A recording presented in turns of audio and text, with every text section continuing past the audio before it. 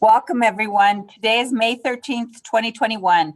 I call this Committee of the Whole meeting to order. All counselors are present via Zoom. We are just waiting on Counselor Harris. He should be with us shortly.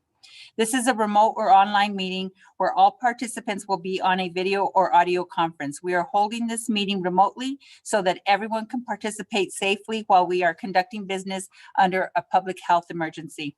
Members of the public, city staff, and the media have the ability to view this meeting live through 3 different platforms: GovTV on Comcast Channel 16, the GovTV website, YouTube, and Zoom webinar.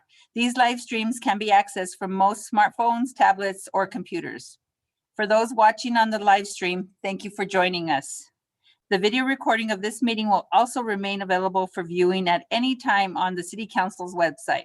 Council staff is available via telephone if members of the public need assistance finding the videos online. Please call 768-3100 for assistance during regular business hours, which are Monday through Friday, 8 to 5 p.m.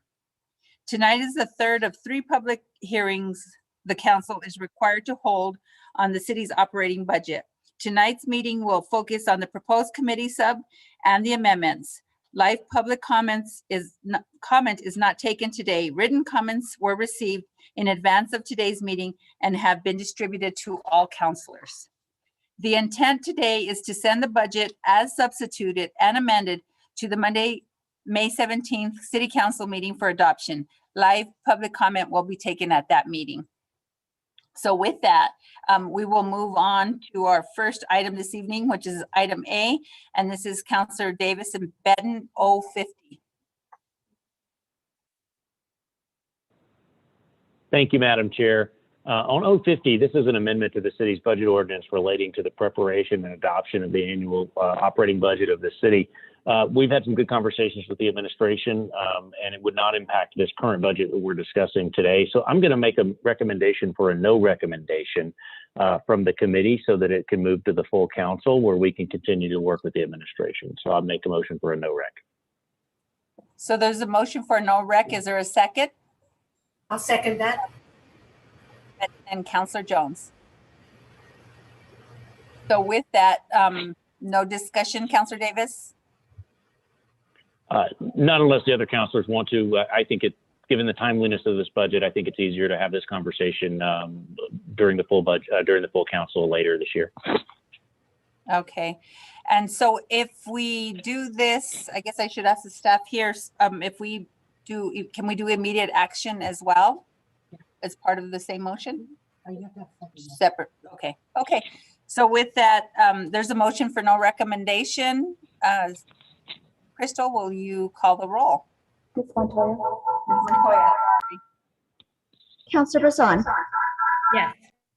Councilor Benton. Yes. Councilor Borrego. Yes. Councilor Davis. Yes. Councilor Gibson. Yes. Councilor Harris, I don't know if he's here. Councilor Jones. Yes. Councilor Sinha. Yes. Councilor Pena. Yes. Yes. And that passes on an 8-0 vote. Thank you. So I would move immediate action of 050. Is there a second? Madam Chair, could I just ask for a point of clarification if it's okay? And immediate action would be totally fine. But I don't think we intend to take a final vote at the next meeting. I think we intend to just defer it. And so if happy to do immediate action if that keeps the process cleaner, but I don't think it's necessary that we intend to do a vote next week. Sure, Ms. Yada. Yes, Madam Chair and Councilor Davis, I just wanted to mention that I'm not sure when the next Committee of the Whole meeting will be. So if you want to move it out of committee today, you can either do an immediate action or I don't know if you want to defer it in committee. So there's some different options, but there might not be another CAL meeting for several months. Sure. Thanks. Then I'll make a second, Madam Chair. Thank you. Mm-hmm. So there's a motion and a second. Madam Chair. Councilor Davis for immediate action. Councilor Benton. Yeah, I had a hand up there. I mean, when I do a holdover, just to be a friendly amendment to the motion, as opposed to immediate. I guess I'm frozen. Well- Can you hear me? Yes, Madam Chair and Councillor Benton, sorry, we could hear you. If it comes out of committee today without immediate action, it would be held over anyway. So maybe we can skip the immediate action motion here? Yes.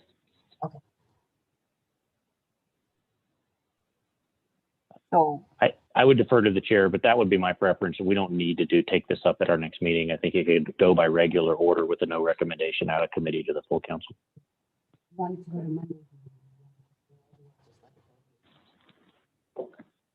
so let me get clarification. So if we actually don't move immediate action, it'll still go to Monday's meeting. It will go to the June 7th. 2nd. 7th. I think because these are all pertinent, even though it doesn't address this year's budget, I would stick to the motion and your second, Councillor Davis, for immediate action on Monday. And then we still have the discretion of making the decision. So, okay. Ms. Montoya, will you do the roll? Absolutely. Counselor Bassan, Yes. Counselor Benton, Yes. Counselor Borrego, Yes. Counselor Davis, Yes. Counselor Gibson, Yes. Counselor Harris, Counselor Jones. Counselor Jones, Yes. Counselor Sena, Yes. Counselor Pena, Yes. and that passes on an 8-0 vote. Thank you. So now we will move on to item B, R147. R147 is appropriating funds for the operating the government of the city of Albuquerque for fiscal year 2022, beginning July 1, 2021, and ending June 30th, 2022, adjusting fiscal year 2021 appropriations and appropriating capital funds. I move a do pass. There's a motion and several seconds. So with that, we actually have amendments. So what? Oh, we didn't do the call the roll.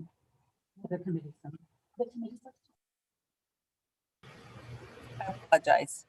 So then I will move a committee substitute for R147 that was distributed via email on your iPads. Is there a second? There's a second. There's several seconds, Councillor Sena and Borrego. So then with that, we have several amendments for that. So we'll go on to the amendments, and this is our, do we have to vote on it? Yeah, we need to vote on the fourth to substitute the. Oh, okay. Proposal. Okay, sorry about that. So we need to vote on the floor sub. So with that, Ms. Montoya, will you do the roll? Yes. Counselor Bassan, Yes. Counselor Benton, Yes. Counselor Borrego, Yes. Counselor Davis, Yes. Counselor Gibson, Yes. Counselor Jones, Yes. Counselor Sena, Yes. and Counselor Pena. Yes. And that passes on an 8-0 vote. Okay, now we are on the amendments. I apologize for that. So on your packet, you have amendment lettered A, which will now become amendment number 1 to committee sub R21-147, and this is Counselor Gibson. Counselor Gibson.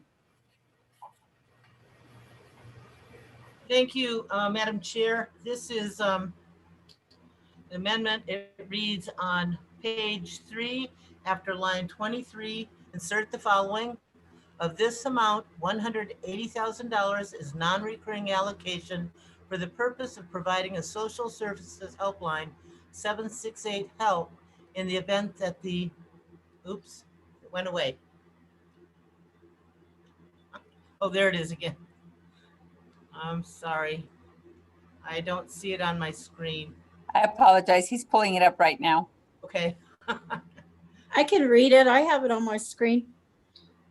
In the event that the department does not enter into an agreement with the contractor to provide such services by December 31st, 2021, The funds shall be transferred into the Capital Acquisition Fund 305 to supplement funding for the homeless encampment project. Thank Counselor you. Gibson, did you want to explain it a little bit, Counselor Gibson, or do you want to just make a motion? Well, I can explain it a little bit. Those funds went for the initial year contract to a local provider, service provider, and it was a trial. They were not, that contract was not extended. However, the helpline is still really in need, and we hope that Family and Community Services will work with one of the other providers who has shown interest. And if that doesn't work out, then there's a place for that $180,000. That will also go to help homelessness. So I urge your support. Thank you. Absolutely. So is there a second to Counselor Gibson's motion? I see Counselor Davis. So with that, there's a motion and a second. Ms. Montoya, will you call the roll? Counselor Bassan, Yes. Counselor Benton, Yes. Counselor Borrego, Yes. Counselor Davis, Yes. Counselor Gibson, Yes. Counselor Jones, Yes. Counselor Sena, Yes. Counselor Pena. Counselor Pena? Yes. That passes on an 8-0 vote. Thank you. I'm having some technical difficulties, so they're actually working with my volume here. So now we are on Amendment B, which will now be Committee Amendment number 2. This is Counselor Benton.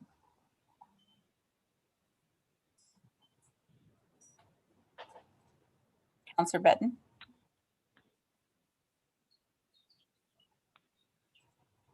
Thank you, Okay. Madam Chair. I'll read this. This would be amendment number 1, I guess, or amendment number 2. On page 3, line 2, entitled Council Services, increase the amount by $50,000. And this is an appropriation of $50,000 from available fund balance, non-recurring, to Council Services to engage in a consultant to create development design guidelines.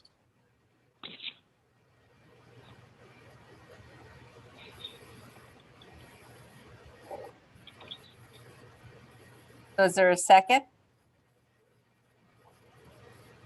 Counselor I'll second. Gibson. So with that, if there's no discussion on this amendment, Ms. Montoya, will you call the roll? Madam Chair, I Yes. just wonder what the design guidelines are going to be. What area, Counselor Benton? There's no explanation. Can I ask staff to answer the question, please?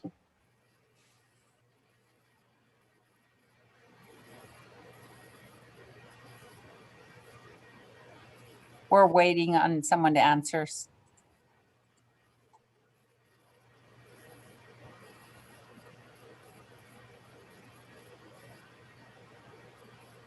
Madam Chair and councilors, I apologize. Ms. Schultz knew the most about this amendment, and I'm sorry she's not joining us on the meeting today. I'm kind of at a loss, Counselor. I'm sorry. Well, you know, the explanation should have been on there. I don't want to wing it. So I guess we'll hold off on this until the next meeting. Okay. So Actually, Ms. Morris is getting on here. Maybe she can help us. Just give us one more minute.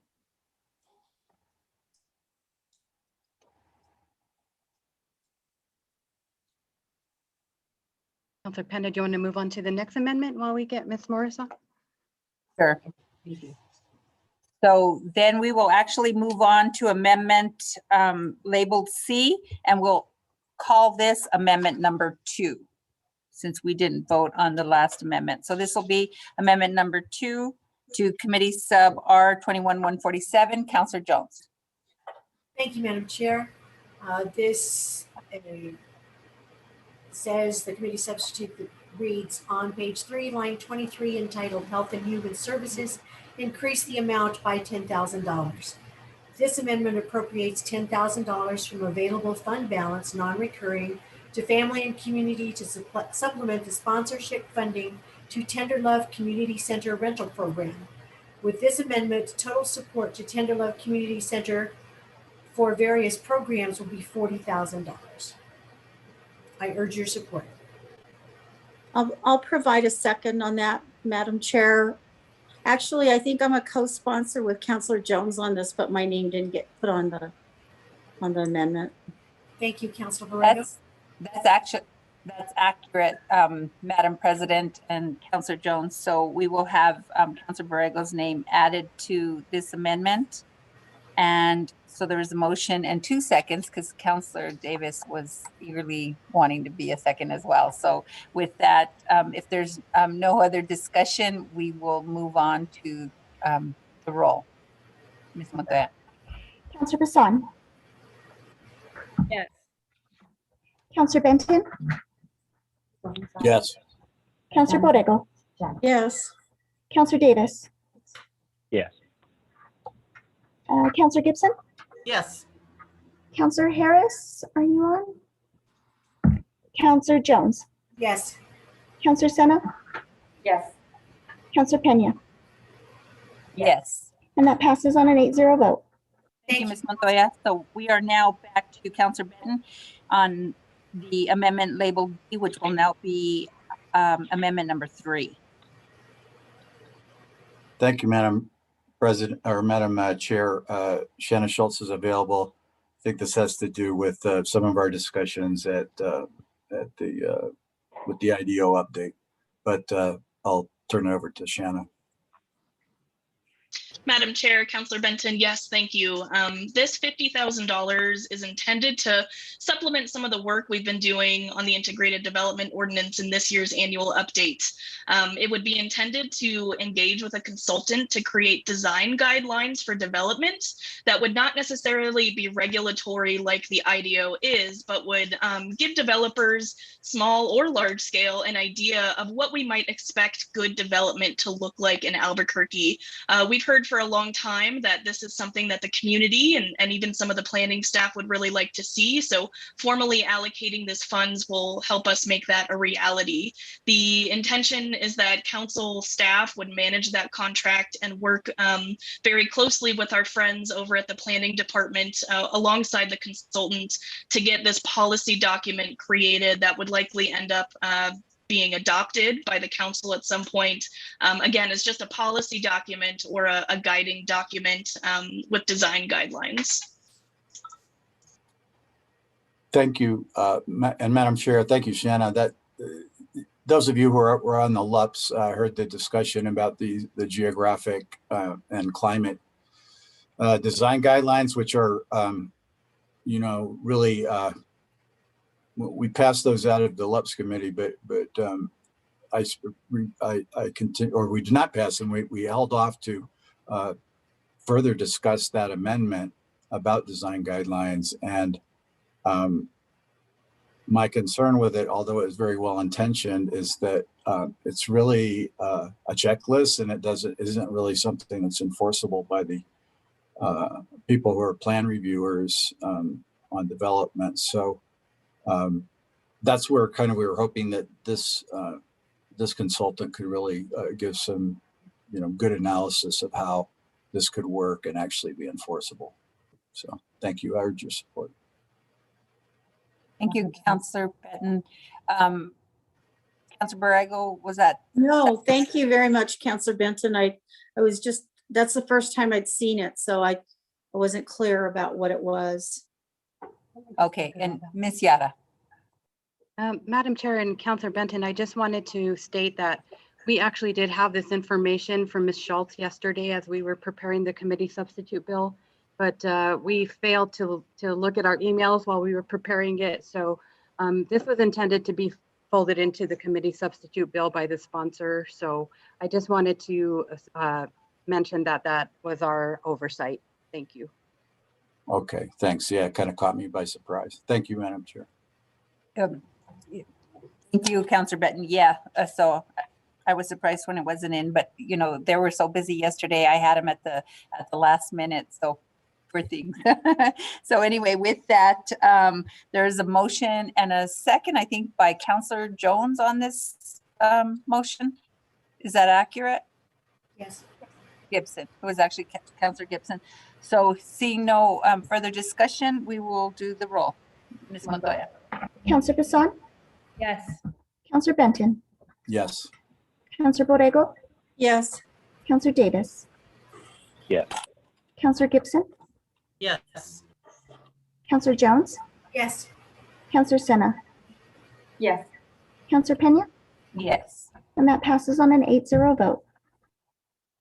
Thank you. So now we are on amendment labeled D, which will now become committee amendment number 4. And this is Counselor Borrego and Harris.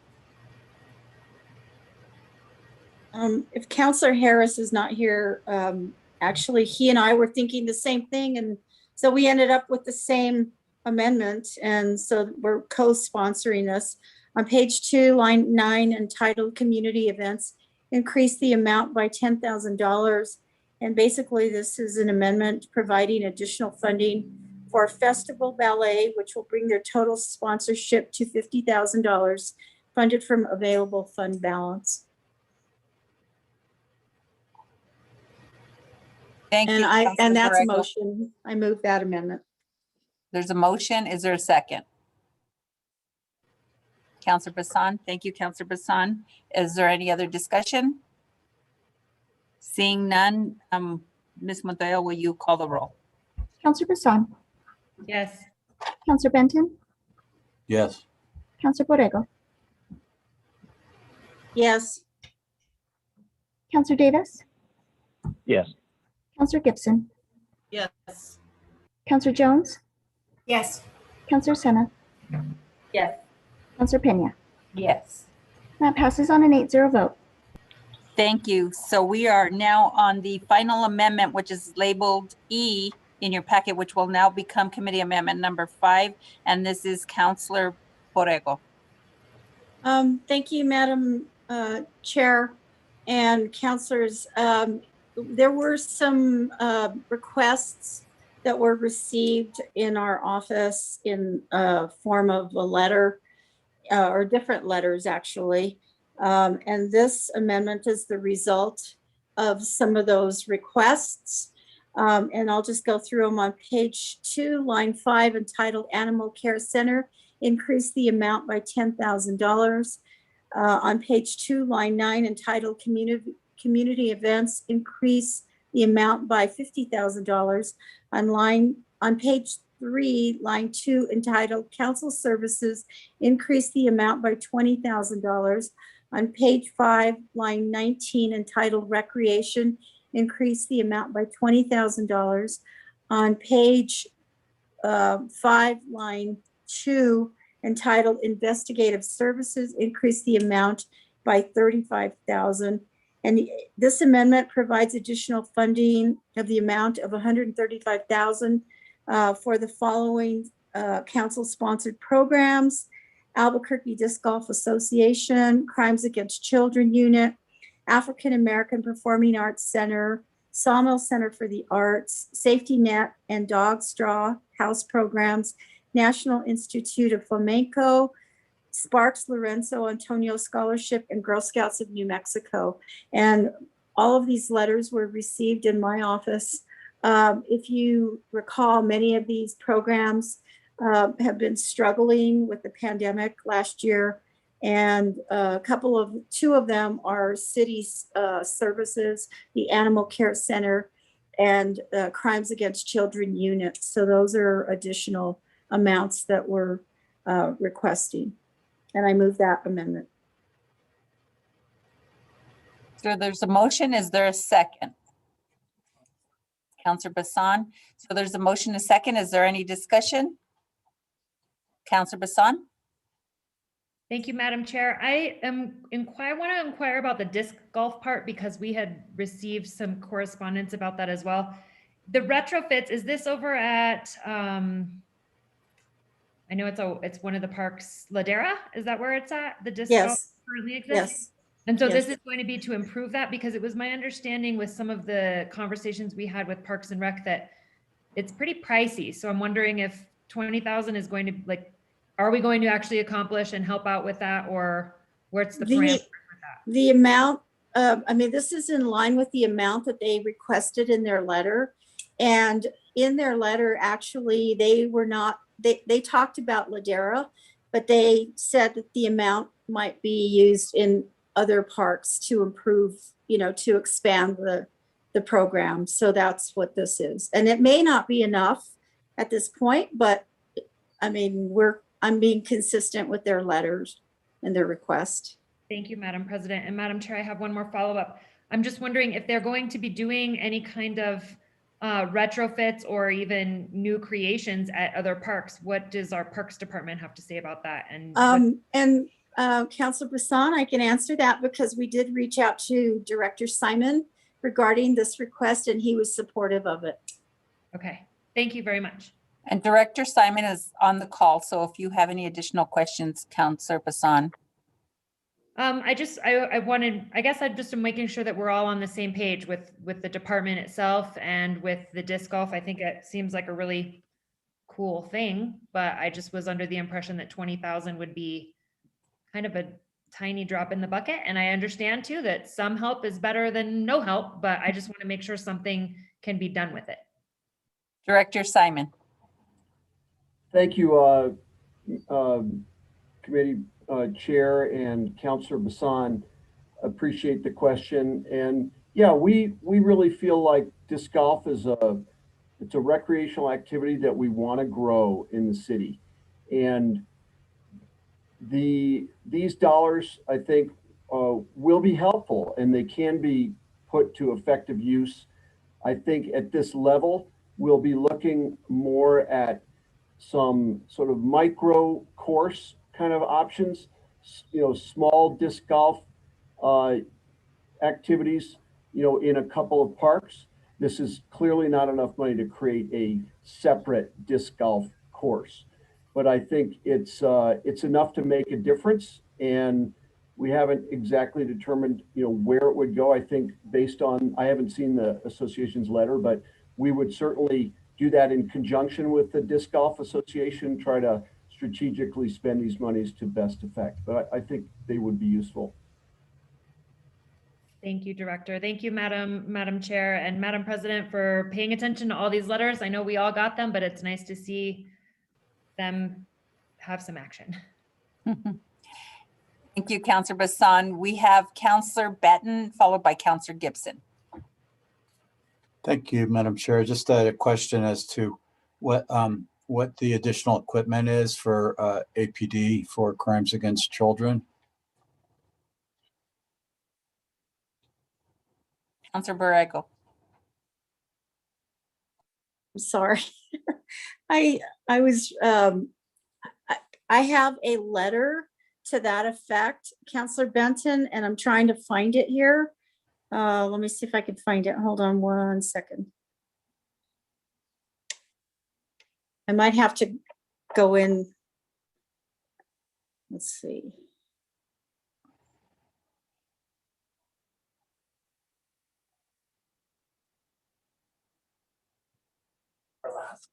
Madam Chair, Councilor Borrego, I might be able to help you out. Looks like we have someone from the Economic Development Office. You can go ahead and proceed. I can't see who it is. Yes, this is the Deputy Chief Arturo Gonzalez, APD. Councilor Borrego, I could go ahead and assist you if needed.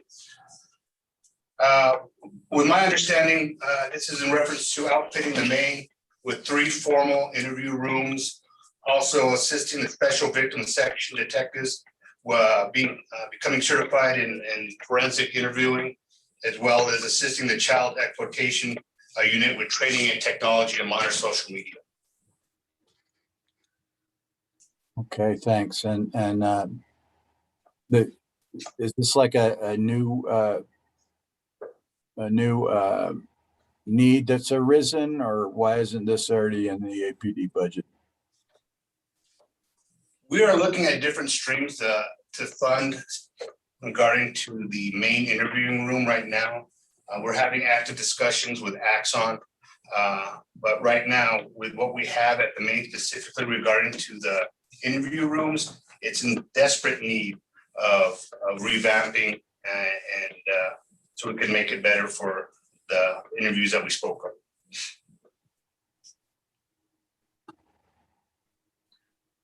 Is that satisfactory, Counselor Benton? Thank you. Okay.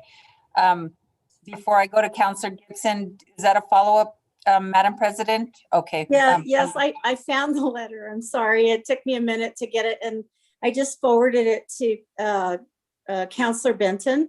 But outfitting 3 formal interview rooms with Axon video and evidence system.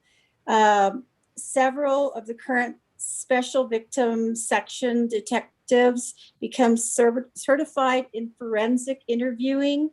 And lastly, the special victims section, the child exploitation unit, dealing with technology, social media, does not have the ability to analyze Mac OS platforms, and this would help in that effort, Counselor Benton. So there are some it's a lengthy letter, and there are some very specific items. Thank you, Counselor Borrego. So now we have Counselor Gibson, followed by Counselor Bassan, followed by Counselor Davis. Thank Counselor you, Madam Chair. So I confess, I did not get a real good look at that when it was on the screen. And my heart skipped a few beats because, and I don't think you're doing what I thought you were doing. So but explain this to me. We're taking money from some other places and we're putting it towards crimes against children. We're not defunding crimes against children department and taking that money and putting it towards something else, correct? No, Counselor Gibson, we're adding additional funding toward crimes against children because it's an increased area of service, unfortunately. It's growing exponentially, and that's one of the areas that we, having discussions with them, that's one of the areas that we saw the need. Madam Chair. Madam Chair, just to clarify for Counselor Gibson, the funding for this amendment is coming from available fund balance in the general fund. So we're not taking it from anywhere that it's already been allocated. Good. Thank you very much. Thank you. Counselor Bassan. Thank you, Madam Chair. I have a question for APD to follow up on that. And Madam President, if you would be so kind, I don't know if you'd be willing to share that letter, that would be amazing because I would be interested in seeing how to support crimes against children as well. Do you know, APD and Deputy Chief, what is the process for the certification for forensic interviewing? Madam Chair, Councilor Bassan, right now we're looking at different vendors to facilitate that training. It's an ongoing discussion, so just like any other course, if you're attending and based on the completion, it's a successful completion of the course, you'll be receiving a certification. I could provide everybody a detailed agenda of what was talked about with Lieutenant Nick Sanders and his group and his commander if needed.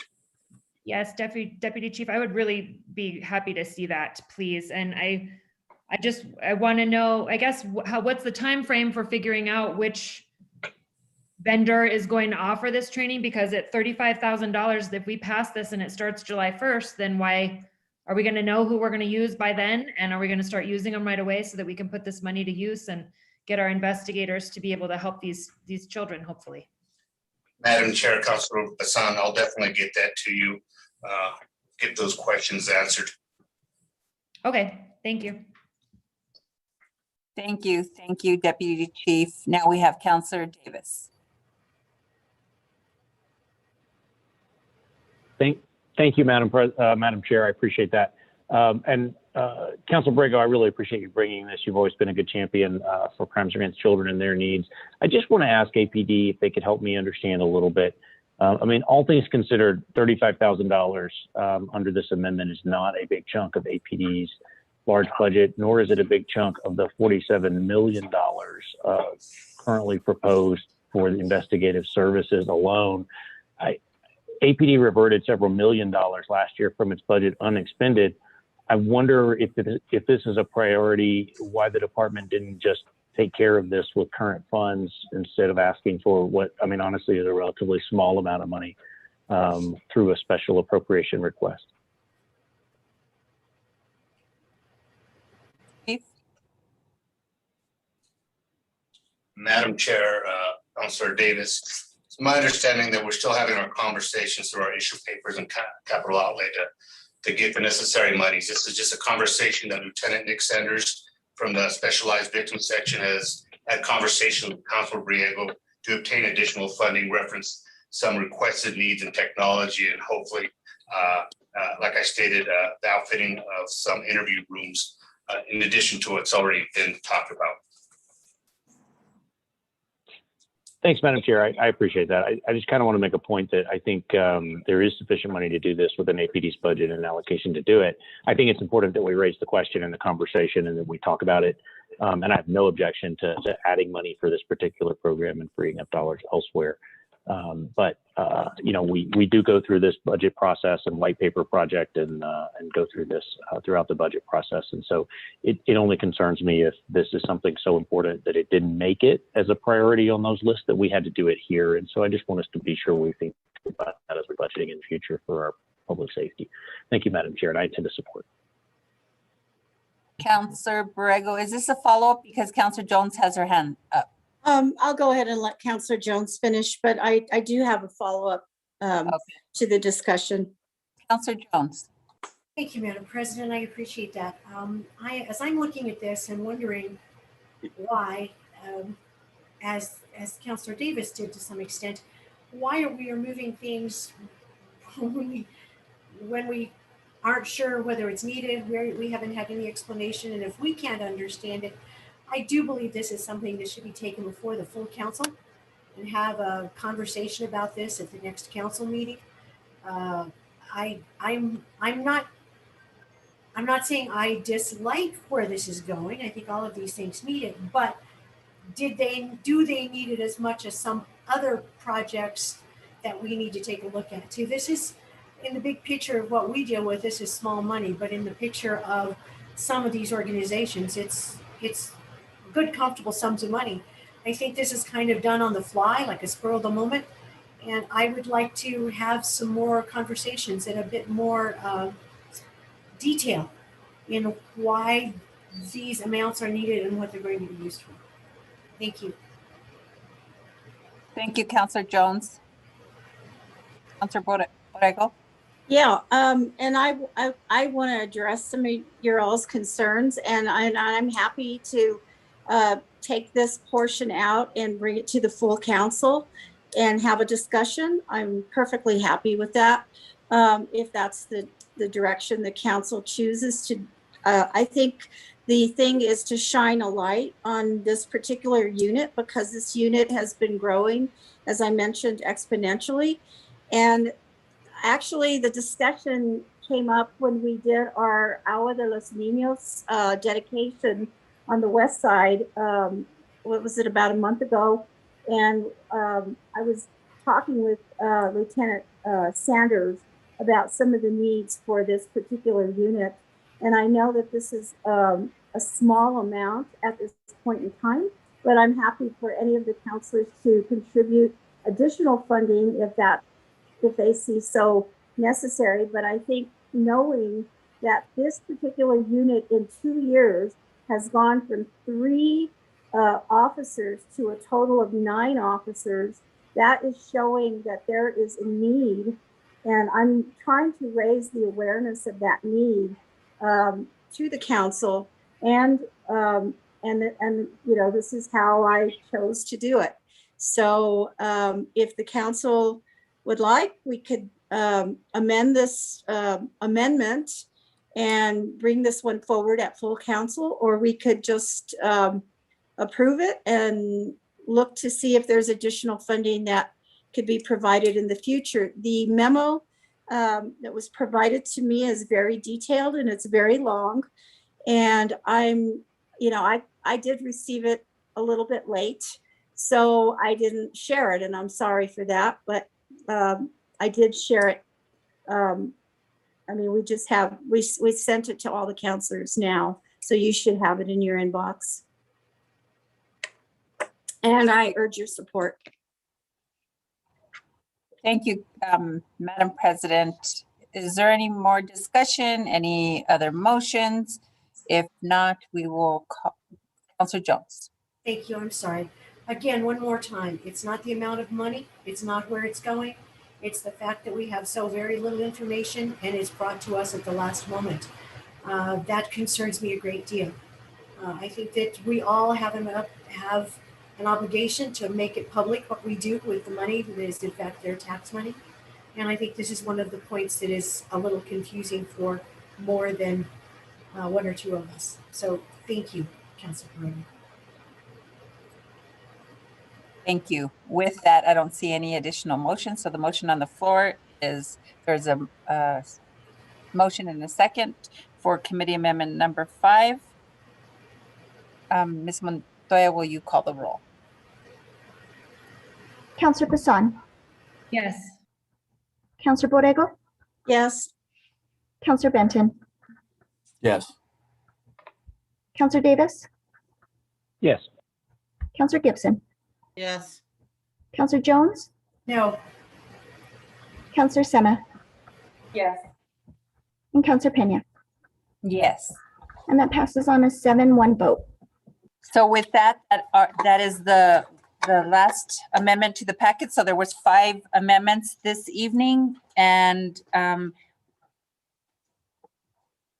I'd like to make a motion to move this to full council, committee sub R147 as amended to full council with no rec. Is there a second? Is that a second, Counselor Bassan? So there's a motion and a second. Is there any discussion?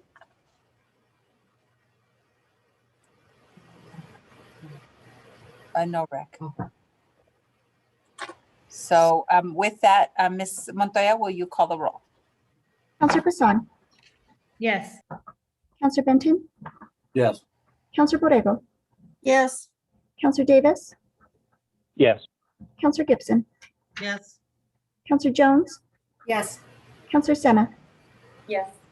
Counselor Pena, Yes. and that passes on an 8-0 vote. Thank you all. So now we will move on to, I'll move immediate action for R147 committee sub as amended. Is there a second for immediate action? There's a second from Counselor Borrego. Any discussion? Counselor Sena? No, those were all seconds. Thank you very much. With that, if there's no other discussion, Ms. Montoya, will you call the roll?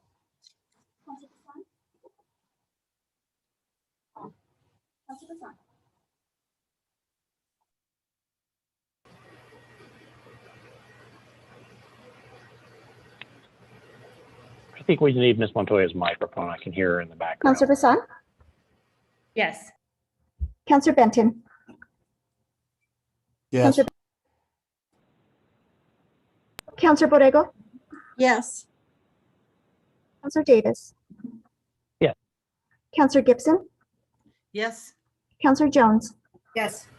Counselor Sena, Yes. Counselor Pena. Yes. That passes on an 8-0 vote. Thank you, Ms. Montoya. With that, we'll move on to item C, and this time I'll try to read the script. R148, establishing the 1-year objectives for the city of Albuquerque in fiscal year 2022 to meet the 5-year goals. I will, we need a motion and a second on this, correct? So I make the motion. There's a second from Counselor Sena. Is that correct? Yes, thank you. So there's a motion and a second, and now I'd like to move the amendments. You have copies that were emailed to you and are in your iPads. So we are on committee amendment labeled A, which will now be committee amendment 1, and that's me. So number 1 on 8, after line 2, insert the following new objective. Objective 5 is evaluate the planning department's permitting process to determine opportunities for increased efficiency, to establish targeted timelines for issuance of each permit type. And this is in planning. So the explanation for this is this amendment calls for the evaluation of the current planning permitting process to identify ways to increase the turnaround for permit issuance. The plan should consider the needs of developers and contractors in their efforts to meet the needs of the community rapidly. So I would move a do pass. There's a motion and a second. Is that a second, Councilor Borrego? Thank you. So with that, is there any discussion? Seeing none, Ms. Montoya, will you call the roll? Counselor Bassan, Yes. Counselor Benton, Yes. Counselor Borrego, Yes. Counselor Davis. Yes. Counselor Gibson, Yes. Counselor Jones, Yes. Counselor Senna, Yes. Counselor Pena. Yes. That passes on an 8-0 vote. Thank you. With that, I am going to skip amendment labeled B, and I may bring this back up on Monday so that we will move on to the item labeled C, and it will now be committee amendment number 2, and that is me once again. On 6, after line 7, insert the following new objective. Objective 27, evaluate the planning department's permitting, permitting process to determine opportunities for increased efficiency and to establish targeted timelines for issuance. How come it says? Yeah, so, okay, sorry, this was the wrong one. So I was like, wait a second, this sounds familiar. On 6, after line 7, insert the following new objective.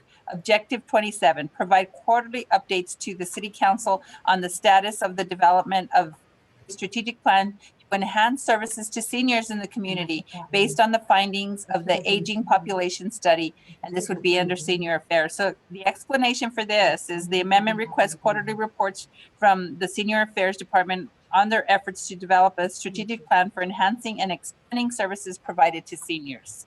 Aging population study was requested through a previous budget objective and is almost complete.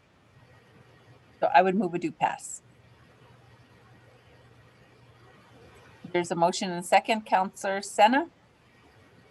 Are there any questions? Councilor Bassan. Thank you, Madam Chair. Can somebody show that? The one in my iPad is the planning department one again.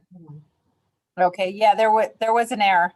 So I guess I haven't seen it. Can we display the one that we're discussing right now? She does not have an electronic copy. I apologize for that. If anything, I can move this to Monday's meeting as well if everyone's not comfortable with voting Well, on it's really fast, so if anything, we need to repeat it a little slower because Okay.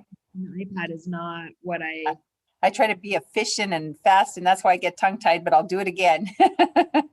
So on 6, after line 7, insert the following new objective. Objective 27, provide quarterly updates to the City Council on the status of the development of a strategic plan to enhance services to seniors in the community based on the findings of the aging population study. This is senior affairs. The explanation for this amendment is this amendment requests quarterly reports from the Senior Affairs Department on their efforts to develop a strategic plan for enhancing and expanding services provided to seniors. The aging population study was requested through a previous budget objective and is almost complete. So basically, as you all know, when we're going through our budget, Senior Affairs is probably one of the smaller departments that we have.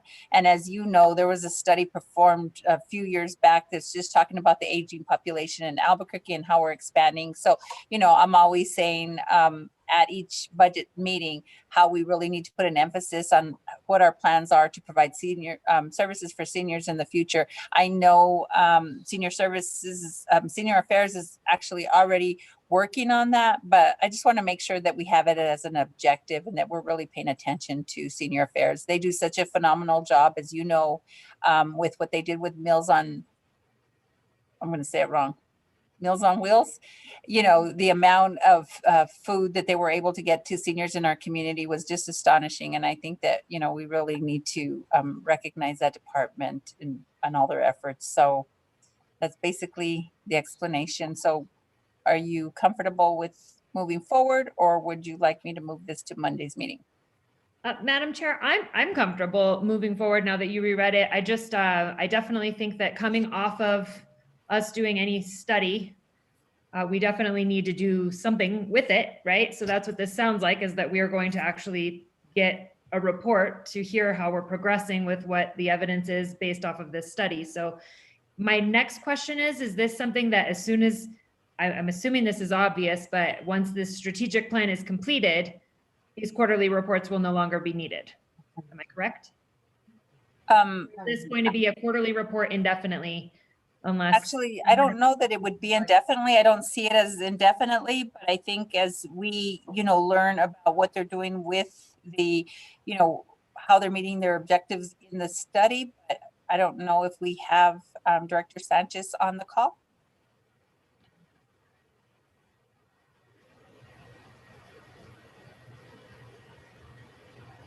Madam Chair, can you hear me okay? Yes. Okay, wonderful. Certainly, we would be prepared to provide those quarterly reports as needed. This is something that we're going to have to continuously pay attention to. So certainly at the request of the council, we could always continue it if needed. If not, I think, especially as we come off of the study, we're going to want to look at it a little bit deeper. And those quarterly reports will provide that information to the council to hopefully make some great budget adjustments in the future is what we're hoping for. Madam Chair, if I may. Thank you. So the way I'm reading this, I just want to be very clear on what I'm reading now that we got to see it up here, is that we're going to get quarterly reports on the development of a strategic plan. So once that strategic plan is developed, these reports will no longer be needed. Am I correct? I would say yes to that. Okay. I just don't think it makes sense to have ongoing quarterly reports for a strategic plan development forever. So I just want to make sure that we clear up those loose ends. So I guess I could ask the staff if there's any other additional language we need to add to that, but it seems as though the language does state that once the strategic plan is completed. So I don't know, Ms. Yara, if you want to add anything to that, or? Madam Chair and Councillor, so yeah, after talking with Director Sanchez, I did draft this. We know that the, sorry, I'm looking at the wrong one. The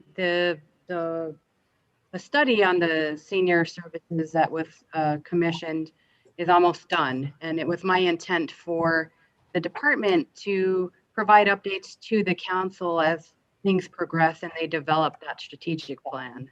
That's really how I drafted that. And I apologize if I misunderstood anything. Yeah, I think we're good. So Councilor Borrego? Oh, no, I was just going to weigh in, and I don't know that I really need to, but I was just thinking in my mind of, you know, once that strategic plan is done, then the reporting that would come to the council would come in the form of probably the annual report. Is that correct? Ms. Sanchez, is that how it would work? I'm just thinking out loud. Sorry. Madam Chair, Councilor Borrego, if that is what the council wishes, we could be able to roll that into the annual report provided to the council if need be. Thank you, Director. So with that, if there is no further discussion, there was a motion and a second. And Ms. Montoya, will you call the roll? Councillor Brisson. Yes. Councillor Benton.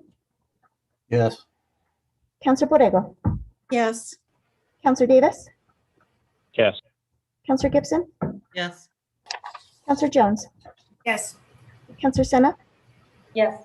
Counselor Pena. Yes. That passes on an 8-0 vote. Thank you, Ms. Montoya. So we are now on the final amendment, which is labeled D. It will now be committee amendment number 3, and this is Counselor Bassan. Thank you, Madam Chair. Committee amendment number 3, I will move is on page 6 after line 9, insert the following new objective. Objective 27, develop and maintain a comprehensive training program or plan dedicated to improve, reinforce, and maintain the capabilities of detectives in specialized units related to investigative duties. The explanation to this is calling for an evaluation of a current training plan or program specifically related to training detectives in specialized units in order to conduct investigations. And the plan or program should consider the needs of the department and the community to meet the needs of conducting investigations. First of all, there is a technical edit. If staff can just change detectives to be the right spelling, please. I didn't catch it earlier.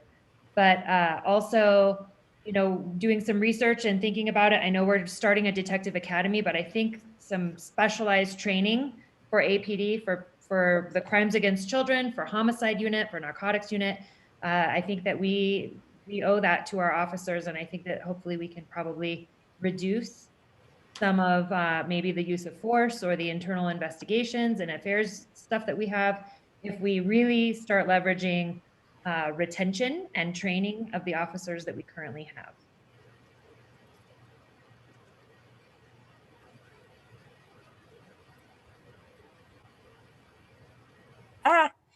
Thank you, Counselor Bassan. We have Counselor Borrego followed by Counselor Gibson. I was just offering a second, Counselor. Thank you, Counselor Gibson.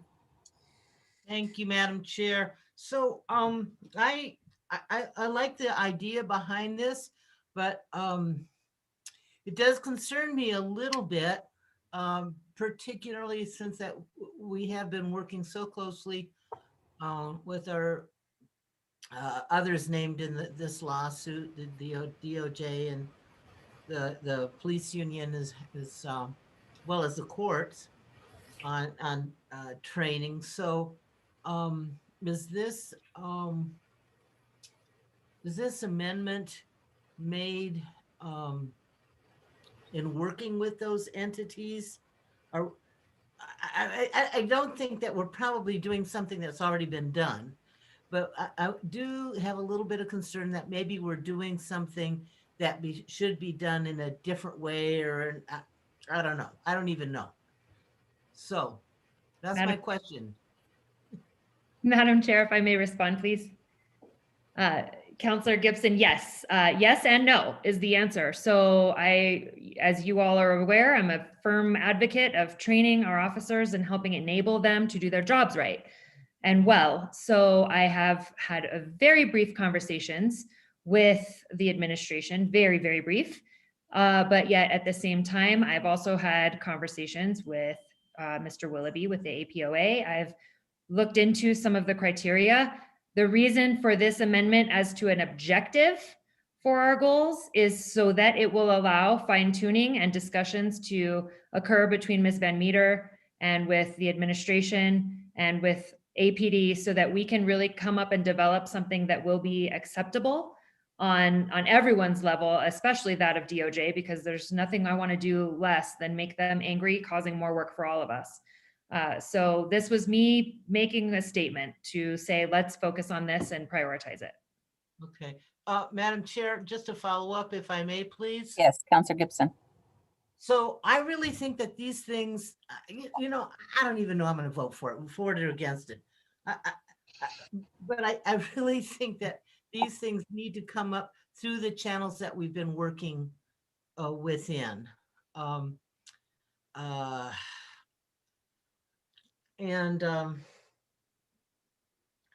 don't know. I guess I'd like to be a little bit more comfortable about this, and with respect to APD.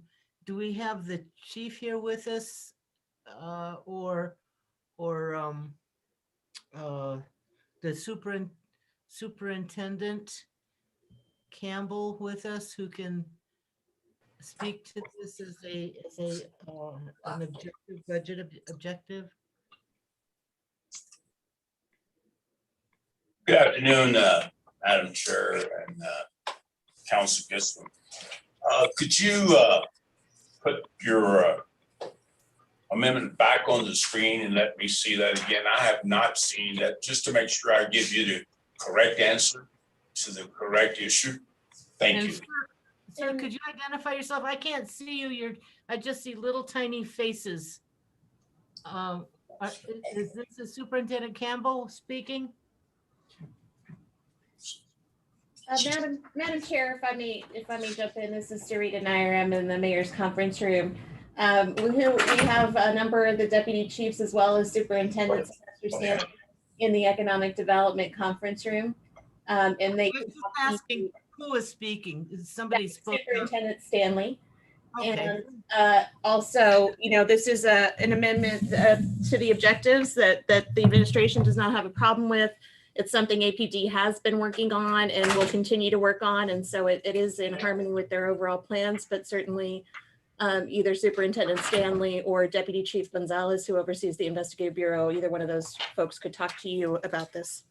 So, and as we all know by now, after all of these years, that training is like the first of the 3 steps that Dr. Ginger has been taking us through. So, all right. So anyway, I'd like to hear from the superintendent, please. Council Gibson, Madam Chair, as you just indicated, training is very important. Training is important to us, and we, the administration, has no problem with this issue. We support it. Anything that we can do to increase the retention of our officers and additional training, we're all supportive of. All right. Thank you, sir. Thank you. With that, is there any additional discussion? If I may close, Madam Chair. Absolutely, Counselor. Thank you. I think that my point that I would really like to stress is that training is important, and training is something that we prioritize as one of the steps of the first 3. Most of the time, it really seems to me like it appears that training is happening for cadets in the academy. This is saying we want to prioritize training as an ongoing thing, specialized training for detectives and investigators. And so far, I've heard things, but I have not yet seen documentation or a process that is initiating that, which is why I would like to make it an objective. So I urge your support. Madam Chair. Okay, well, you closed. We'll talk later. Thank you. Counselor Bassan, you do your homework. So with that, if there's no further discussion, I would ask Ms. Montoya if she can call the roll. Counselor Bassan, Yes. Counselor Benton, Yes. Counselor Borrego, Yes. Counselor Davis, Yeah. Counselor Gibson, Yes. Counselor Jones, Yes. Counselor Sena, Yes. Counselor Pena. Yes. That passes on an 8-0 vote. Thank you, Ms. Montoya. With that, I will move the bill as amended with no recommendation. Is there a second? I'll second that. There's a motion and a second. So, Ms. Montoya, will you call the roll? Counselor Bassan, Yes. Counselor Benton, Yes. Counselor Borrego, Yes. Counselor Davis, Yes. Counselor Gibson, Yes. Counselor Gibson, Yes. Counselor Jones, Yes. Counselor Sena, Yes.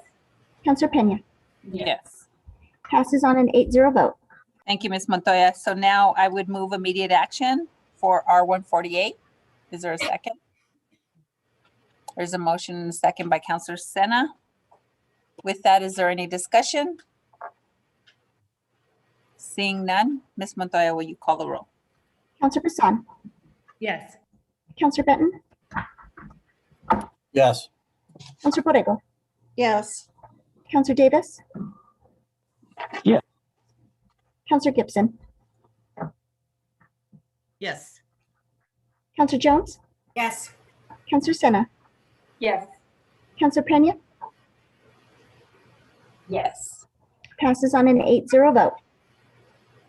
Thank you. Thank you. With that, we will move on to item D. That's R157, approving the request and authorizing the use of direct funding available from the American Rescue Plan Act of 2021 for the purposes of pandemic response, pandemic recovery investments, and the support for vulnerable populations.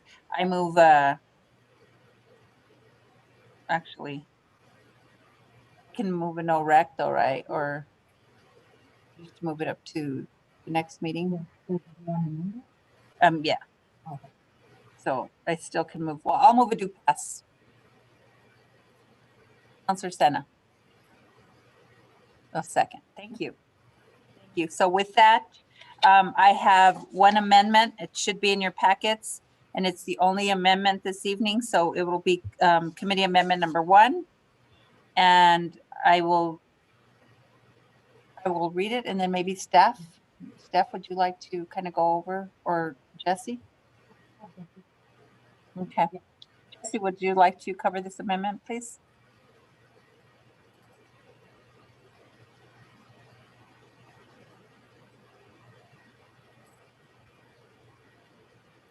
Hello, everyone hear me okay? So this amendment is just reallocating some of the amounts on the R121 157. We have increased one-time hazard pay for essential employees to $4 million. We have increased the amount for vehicles allocated to $4 million, and actually changed the language to allow for all city vehicles, not just APD vehicles. We reduced the Local Economic Development Act funds by $1 million. We reduced the convention center roof replacement and energy upgrades by $1 million, and also reduced the Pino Yard renovation and energy efficiency upgrades by $2 million. And so it doesn't, all this does is just moving from line item to line item to increase the hazard pay and the vehicle amount.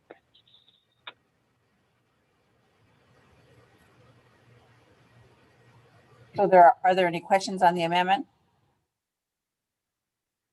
Any discussion? Counselor Jones? Thank you. Followed by Counselor Benton. I find it interesting that we have reduced the amount on the roof for the convention center. Is that what I'm hearing? Jesse? That is correct, yes, ma'am. And is that not one of the poorest roofs in the city that keeps leaking on when we're trying to have conventions, and it leaks on the attendees and causes people not to bring displays here anymore? Is that the same roof?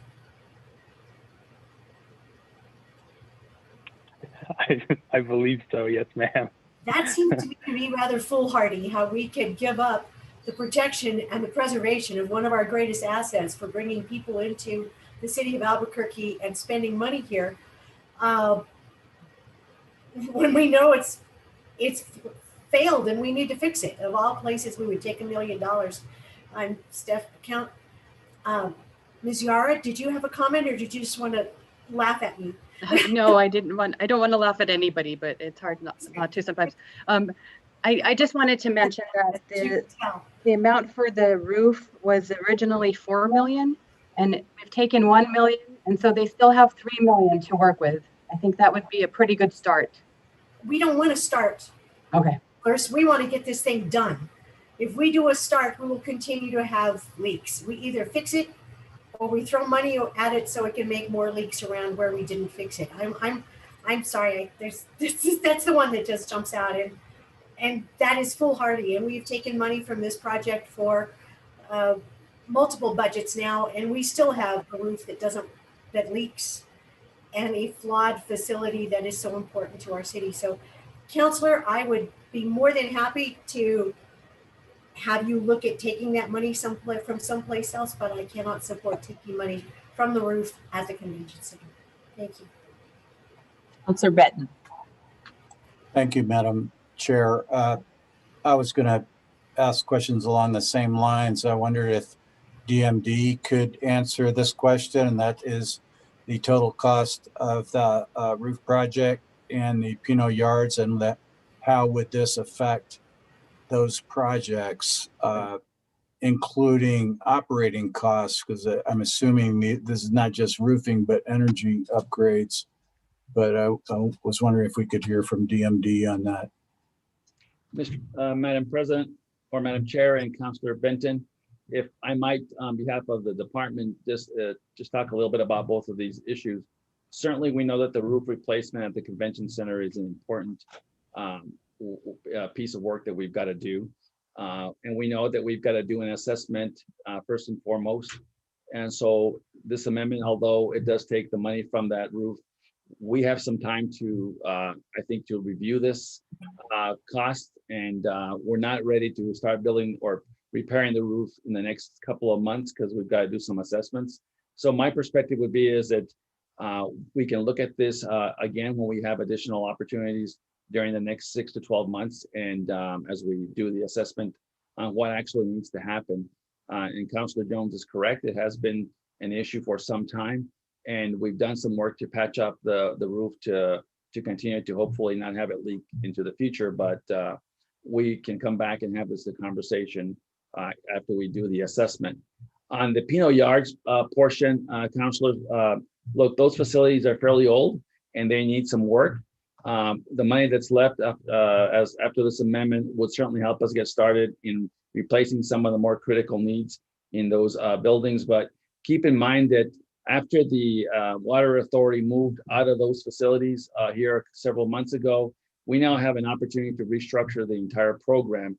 And we're looking at potentially additional dollars coming in through ARP in the future that we can continue to move in making those buildings efficient as well. So I think we can live with what's there moving forward.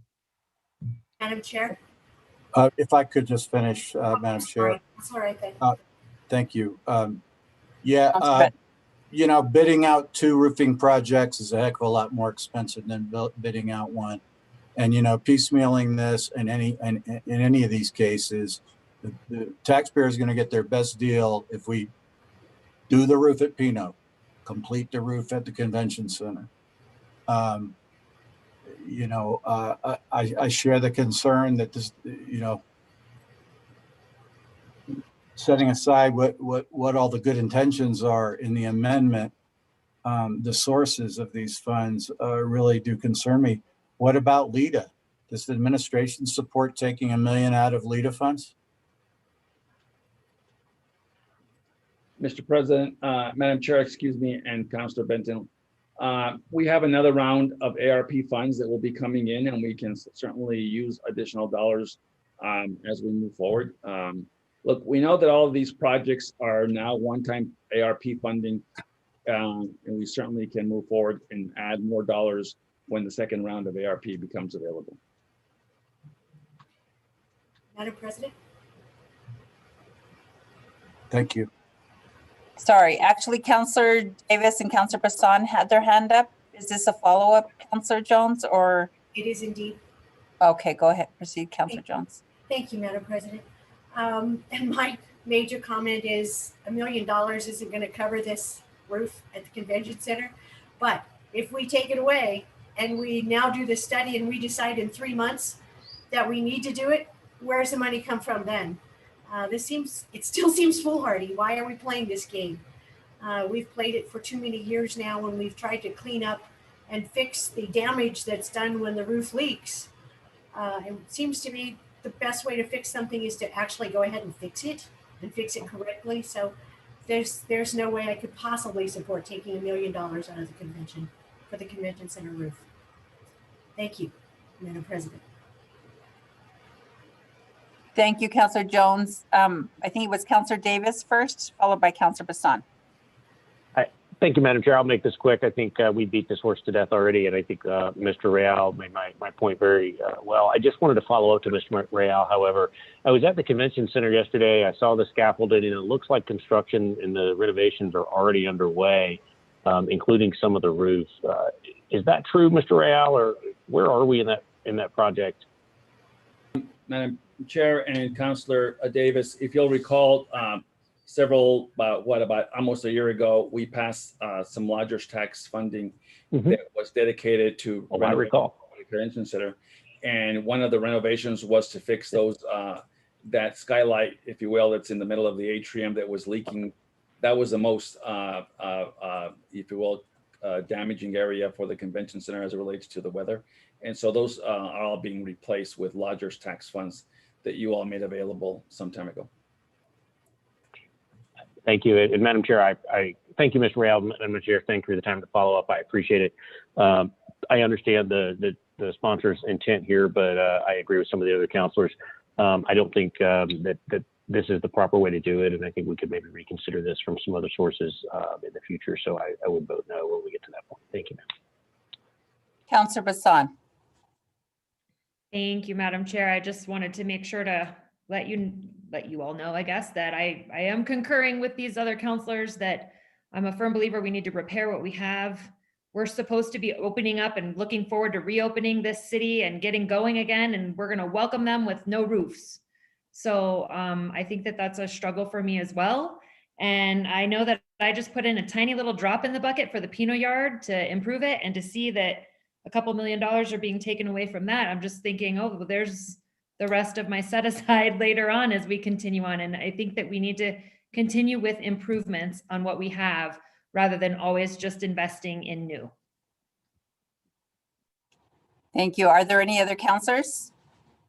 So I guess I'll close on this amendment. You know, one of the commitments that we made as a council when we passed the budget is to have vehicles come out of the next ARPA budget. The budget that was proposed didn't have the $4 million for the vehicles in there. It had $1 million. So what I did was I readjusted to have the $1 million for the vehicle, the additional $3 million for the vehicles in the ARPA budget. And then I utilized the money, the savings in the other budgets, the budget that went just before this, to actually use that for some of the other projects that we just, well, we didn't pass, we moved with no recommendation. And then, you know, really for hazard pay for essential employees, this is something that myself and Councilor Sena, you know, thought was important because, as you all know, we just have been through the worst thing in 100 years here in the world, and the nation and the world. And so, you know, these are two projects that I thought were important. I looked through the budget to see where we could decrease. So, I mean, I would be open to hearing from other counselors as to what other pots of money that they would like to take this money from. I can move it with, or I can actually save this amendment.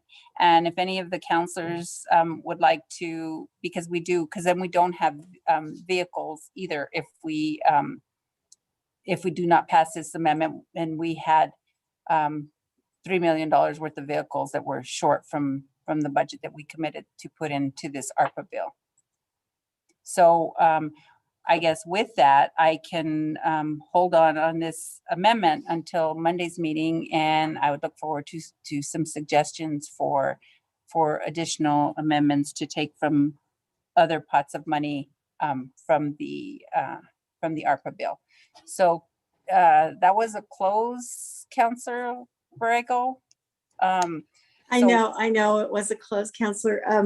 I think maybe it might behoove us to, and I hadn't said anything, but listening to the counselors to, you know, wait until Monday's meeting with the amendments so that we could go back and look at actually what is needed at the convention center, and maybe come back with either an amended version of this or something at full council. I'm just suggesting that possibly we hold off, because I think there's some other good things in this bill, in this amendment. But Councilor Borrego, that's what I suggested, and I had closed the floor and I allowed you to. So now, Councilor Benton, I have to. Just to clarify, yeah, this will be heard on at the full council meeting, correct? We'll discuss it again, or another version of it. Is that right, Madam Chair? Yeah, absolutely. I mean, all of these things are priorities when you look at it. I mean, we can pinpoint any one, but as a council, we do need vehicles as well. So it is something that we'll have to navigate through, and I'm more than happy to try to navigate through where. So, but before we do that, and before I put this amendment aside until Monday, I would ask that Julian pull up the sources that we were looking at. So Ms. Yara, if you can kind of, Madam, if I could just finish with my question, my point. I apologize, Councilor yeah, Benton, I can thank hear you. you. Yeah, I just, while we're waiting, I would request that the administration give us actual descriptions and the actual total cost for those two projects, the Pino and the Convention Center. I realize they're still assessing things, but you know, a roof is a roof. I think that they could give us a pretty good ballpark of what it's going to take to complete both of the projects. Thank you. Madam Chair and Councilor Benton, we'd be happy to visit with you about that. Thank you. Thank you. They're pulling it up right now.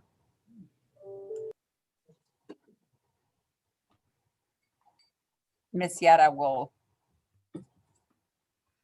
go through the list.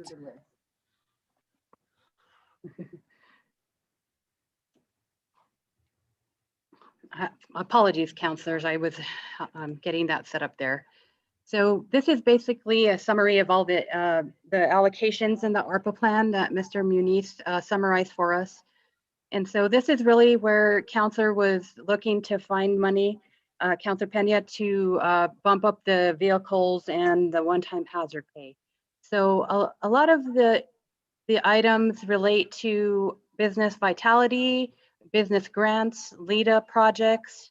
And if you could scroll down a little bit, Mr. Moya, there's also some capital items for APD and public safety, tourism, and some MR money. And then of course, the improvements that the council was just discussing regarding the roofs. There's another ask for the balloon museum, which we have heard is actually a very dire situation as well. So just something to think about. These are the sources that were available to take from. So you can use this in your recommendation account. Yeah. And I can send this out to you all again, so you have it. Thank you, Ms. Yara. So out of the $56+ million, the adjustment that we made was 4 million. Is that accurate? Yeah, 4 million. So definitely I would request that some of the counselors look at the list and provide some suggestions. So with that, I will hold off on my amendment until Monday. So now we were back on the bill. And so I think, can we still move no rec for Monday? And then okay. So then I would make a motion for no recommendation on R148. Is there any discussion? 157. Oh, wrong one.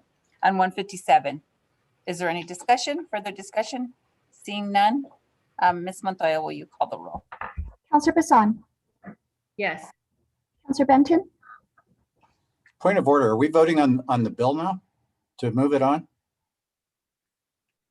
We're voting on the bill with no recommendation to Correct. council. So I had questions on the bill. We were talking about the amendment. I still have more questions about the bill. Okay. Okay, well, we can move back. I had asked if there were any questions. So Councilor Benton, that's okay. And I'm having a hard time hearing you too, Councilor Benton. If you can speak up a little bit, I would appreciate it. Yeah, and so we just went through that list, you know, that I hadn't really seen it compiled in that order, or that particular list that Ms. Yara just showed. But I do have questions about a couple of the projects that I don't think I saw the answer to. What is the Candelaria Community Center gym youth boxing expansion? And how does that relate to the work at the park and other needs in the San Jose community? And was this something that came out of the San Jose community? Madam Chair and Councilor Benton, this project is to expand the community center program to potentially include a boxing program. We have been looking at this for some time, as you know, and I think even Councillor Pena knows that a lot of folks in our community enjoy having that sport and we just don't have any really good spaces for it. And so as the mayor and several of us were looking at some of these facilities, that area has some opportunity. There are some interest from some of the folks that spoke with the mayor about that. And as we move forward and have an opportunity to provide safe spaces for young people to, to practice and to gather, this seemed like a good opportunity to honor what's been a great program in that part of the town. So, the quick answer is yes. Some of the neighborhoods, some of the folks there did ask for it, and we've been talking about this with some of the community members for some time. Okay, well, I mean, it's the first I'd heard of it. Certainly has not been raised to me as a community concern. I realize that there's a boxing community out there. And I'm very familiar with the facility, having designed most of it myself over the years. And the boxing program that's there, which essentially has 2 rinks, 2 training rings, as I recall. So I guess would this be adding a third, or do we have an idea what this is? Madam Chair and Councillor Benton, that's right. We would be adding potentially a third rink there and additional space, practice space, if you will, or locker room space, et cetera. Again, this was as part of the mayor's visit to the program, where some of the folks desire to have a little bit more space and have at least 1 or 2 more rinks in that space. Yeah, I'm sure they do. I'm sure I would too if I were in their shoes. I just find it unusual in that there are a lot of needs in that community, including one that was voted down by the council to try to get some remedy to railroad noise. There's also a park renovation going on there. I don't know whether this is being considered as part of the design of that renovation. I know it's 2 separate departments. But it raises some questions to me, I just must say. I did one other, the business grants for arts and entertainment. Are those spoken for, or are these just big round numbers that we're going to put out for grants? Councillor, at this point, these are just grants that we are looking to work with the arts community to provide some opportunities for them. So they're not spoken for at this point. Okay. And can these grants include grants towards capital projects? Madam Chair and Councillor Benton, we would certainly be happy to visit with the councillors and get their perspective of what you'd like to see, but we have not made any of the detailed decisions on how we would roll these out. I would say that it's also important to recognize that some of these capital projects may require additional, O&M kind of impacts on our budget. So that would be the only probably concern that we would have as we move forward with them, but certainly open to having conversation. Yeah, I think the question with regard to grants would be that we would be the fiscal agent for a grant to a nonprofit arts organization, as we do sometimes. So, all right. And then the home rehabilitation assistance, that is essentially the money that was passed. As I understand it, that was, I guess, an objective that was passed as part of our capital budget, correct? That 3.3 million. Madam Chair and Councillor Benton, that's correct. We certainly want to continue to make an effort in that area. We know that there's a lot of seniors and folks, low-income folks, that really could use some assistance, and would like to move forward in an aggressive manner. Yeah, that's taking a whopping 1/3 of our new housing money towards that program, which our staff asked the department about it, and their response was they do not currently fund or operate a home rehab assistance program for homeowners, and that they would have to gear up and create such a program. I'm totally in support that we need to do this along with other affordable housing initiatives, but it concerns me that we don't even, the term was used during the capital budget project process by the CAO that too much funding would stretch the ability of that department. I believe she stretch the tensile strength of the Family Community Services Department to have more money for new affordable housing and site acquisitions and land banking towards that end. But now we've got a home rehab program that I suppose will also be adding to tensile stresses on the department. Madam Chair and Councilor Benton, if I might just give you a perspective, if you'll recall, several years ago, and the department contracted out with a third party to do a lot of this rehab program back in, I'm going to say at least 4 or 5 years ago. That contractor did not do a very good job of accounting, if you'll recall, and managing the issues. And as a result of an audit, we had to design, if you will, and reconsider how we move this program forward. I know that the Department of Senior Affairs has a program as well. So I think we are very open to potentially, again, going back out and looking for a contractor and putting in the necessary, if you will, reporting and operational benchmarks so that we don't get back into a scenario like before. So certainly looking to look for an outside contractor to do this work, basically because of the conversations that we had during the capital program with all of you, and especially with you and Councilor Davis, who are very concerned about this, as I'm sure the rest of the council.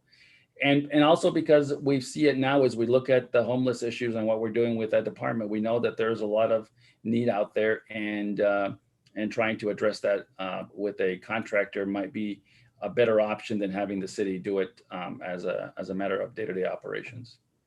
Yeah, I absolutely would not advocate for it to be a daily operation of the city of Albuquerque, that it should be contracted out.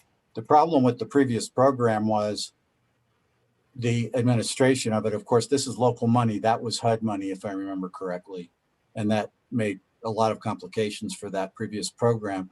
But the challenge with this kind of money is spreading it as much as we can and to have the most small effects on many households, as opposed to what was going on with the old program, which is spending $1 gazillion on each housing retrofit, where the money just evaporated before our eyes before we knew it. And lo and behold, we had renovated, basically completely rebuilt 3 or 4 houses, and that was it. So in the absence of a program in the department, I really question how wise it is to be putting these kind of funds strictly towards a program that doesn't exist yet. And we know, and there's been a lot of people discussing this in the Homeless Coordinating Council, we know that if nothing else, and this doesn't require much bandwidth, that we could buy property. We could start land banking property. That doesn't require, aside from, we have to help our real property department. And I know that there are concerns there, but that we could absolutely spend $10 million on affordable housing in this cycle. And there's a lot of thinking going on about how that should occur. So I know I'm beating a dead horse, and probably nobody wants to hear me to say it anymore, but I really think we're on the wrong track here. Thank you, Madam Chair. Thank you. Councilor Davis. Thank you, Madam Chair. I'll make this brief. I just hoping, Mr. Rao, you might be the right person, or maybe the sponsor. I hear Councilor Benton's concerns, and I understand that there are some needs in the community for additional youth programs. I assume that's how we're sort of fitting this in. But I am concerned that it didn't come from the neighborhood or through the normal process for budgeting. But Mr. Rao, or somebody, can you help me understand just a little bit how we're squeezing a boxing gym into economic recovery from COVID? I just want to be, I'm not necessarily opposed to the project. I want to be sure we're just using the right dollars for the right things, giving all the options and all the requests we have for the uses for these funds. Madam Chair and Councilor Davis, let me just address your first concern. Look, I appreciate the fact that that potentially this issue is an important issue for the community as it relates to this facility, and certainly the mayor has visited many of these facilities, and you know, the local neighborhoods and the communities there talk to him as well. So I just want to know that you know, he had some conversations with folks about the boxing program, and has always thought that that would be a great place to expand that facility. So just for that, for you all's information. But look, economic recovery also means economic security and safety for the community as a whole.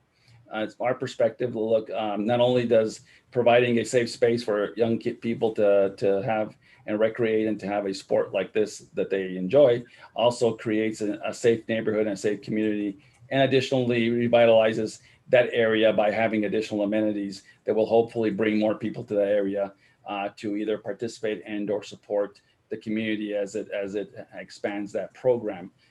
Look, all of these are very incremental steps in the economic recovery. We could have that discussion on a lot of the projects that are in this list of projects that we're reviewing today that add some value to the community in some fashion. And so from our perspective, expanding that program over there will bring opportunity for young people to have a different place to recreate and to be safe and bring more people to the community. And I think that's the broader goal of what this program is all about. Thank you, Madam Chair. Thank you, Mr. Real. I appreciate that. I don't disagree with that at all. We do need more opportunities for our youth, particularly as we watch our gun violence epidemic continue. I think that's important, and we ought to look at that. I'm just wondering if we should think about other sources. But Madam Chair, if you're considering or continuing your recommendation for a no rec and give us some time to look for other sources and other ideas for how to use this money in the other budget as well, I'd be happy to support that no rec today and keep that conversation going. Thank you. Absolutely. And just for clarification, Councillor Davis, you actually said the sponsor. I'm not the sponsor of this list. My amendment was just the two items that we talked about previously. Thank you. My apologies. Oh, well, I am the sponsor, but it was the budget that the mayor sent down. So sorry about that. So with that, we have Councillor Bassan. Thank you, Madam Chair. I have a few questions that have started to come up, but first I would like to take just a moment. Councillor Benton, from what you were saying and the lack of knowledge about this boxing expansion, maybe if you want to have a discussion about any of it, that could be 1.3 million for city vehicles or something. I mean, I'm all for youth support, but at what cost when it comes to this? I would like to ask if the administration can please let us know when the roofing assessment, cost analysis, all of that is scheduled to begin, when it's happening, when it's done, and what the results are of that assessment, because I feel like I've been hearing about this assessment since I was sworn in last year, and it was my understanding that this is something that's been ongoing since even before that. So when are we going to do an assessment on the convention center roof? Madam Chair and Councillor Bassan, we have some preliminary information about the roof, and which is why we had the number that we had for a portion of the roof. Remember, these are two different facilities. I mean, it's all the convention center, but one's on the west side and one's on the east side. And so we'd be happy to give you some of that early information, and we'll certainly get on getting the details to you as soon as we get them. Thank you, Mr. Real. I think that will be much appreciated. I know that this is just my first rodeo, and I'm already hearing a lot about it. So that would be great. I am concerned when we say that it will be done in some time, like that sometime is dangerous at this point when it comes to roof repairs. So in addition to my last thing that I wanted to talk about is the home rehab. Correct me if I'm wrong, but the 3.3 million that we're talking about could potentially also be not necessarily a new program, but is this, Councillor Pena, Madam Chair, is this part of what we were talking about of making sure that for the substandard houses, for those people that need some money to be able to repair their homes so that we don't condemn them and tear them down prematurely because of whatever qualifications they might reach, that we can actually have some funding to assist them. Yes, that's accurate. I was going to respond to that once I was closing, but yes, you're exactly right. Okay, thank you, Madam Chair. So I think that that is something that's, in addition to seeing so many houses get, code enforcement in all these years and people need help, and especially now with COVID, I think this is a valuable cause in order to be able to help some of the people that have lost their jobs, to hopefully keep them from losing their home, in addition to supporting our community with that. Thank you. Yes, and I'll go on to say, Madam President, if you can hold on one second, it won't be my close, but I just want to add to what Councilor Bassan said. So I won't belabor what you said because you were right on point. But I just want to say that, with some of the comments made about the affordable housing was funded at the level that was requested from the councilors. So we met that benchmark, and then we added the additional 3.3 million to add this program. So Councilor Borrego. Oh, Counselor, if you want to continue with the discussion about affordable housing, and I just remind us regarding that, some of these affordable housing projects are not in all of our districts. So, I think it's important that we consider that when we do affordable housing, that everybody has access and has access to those funds. The other thing that I wanted to mention, because I was involved with when the boxing program started, and it was actually started as a result of Jack Candelaria, who was a godfather of the South Broadway area, and helped come about as they developed the community center down in South Broadway. And the intent was to keep at-risk youth off the street. And so, I bring that up because the question came up about how does this relate back to COVID? And we're seeing our crime rates increase, and we're seeing these kids on the street, and not that they're all kids that are creating the crime, but how do we keep our kids off the street and not in situations where, our crime is going to increase? We create programs that allows them to be involved in something that, is a worthwhile cause to them. And, some of them like football, some of them like, other types of sports, but some of them like boxing. And I think that these programs are really important in terms of health and how we move out of the pandemic and try to keep our kids, involved. So I guess with regard to the question of my mind is this related to COVID? Indeed it is, because we're trying to get our kids into the parks, and we're trying to get them involved in sports and back into whatever the new normal is, I guess.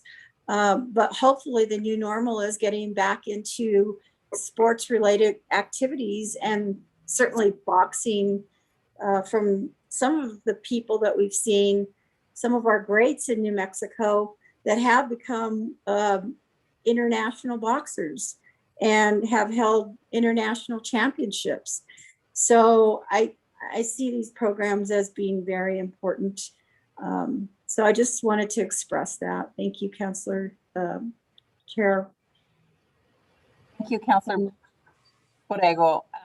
Is there any additional questions, comments?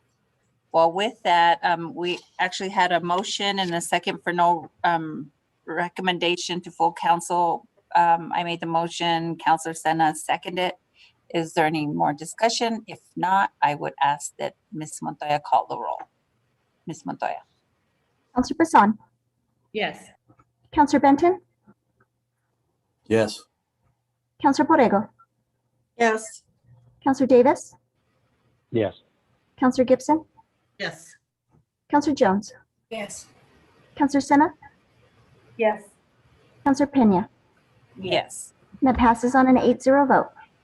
With that, I would move immediate action for R 157. Is there a second? Counselor Senna? There's a motion, a second for immediate action of R 157. Any discussion? Seeing none, Ms. Montoya, will you call the roll? Counselor Bassan, Yes. Counselor Benton, Yes.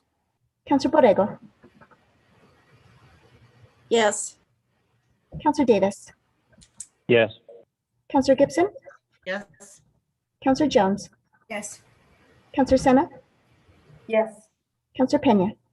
Yes. Passes on an 8-0 vote.